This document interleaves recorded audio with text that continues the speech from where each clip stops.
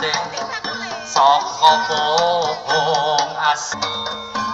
sapa bisa aranono kowe jenenge apa aduh enak rasane legi abang ijo anane saka pohong asane ana liya ya awi jenenge plengkong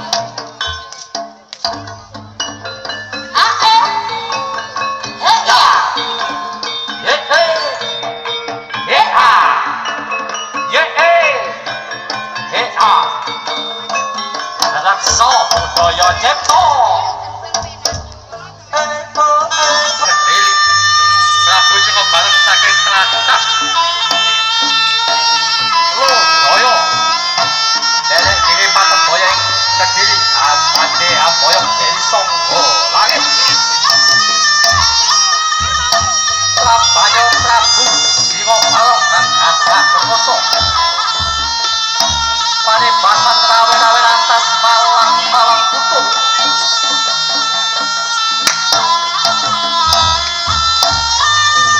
ojo aku gawe enakku ape kelawan Dewi Sangga Langit yo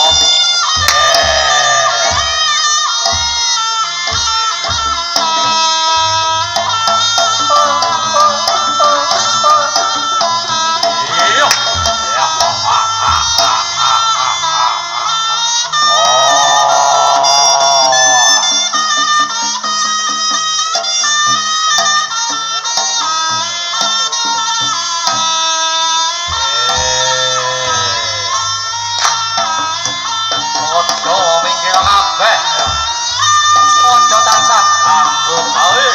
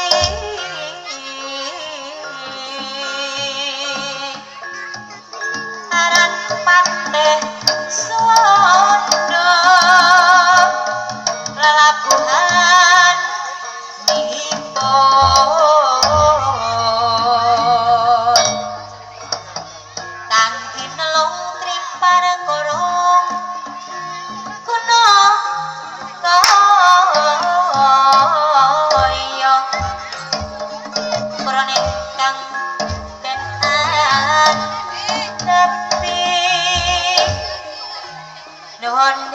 terang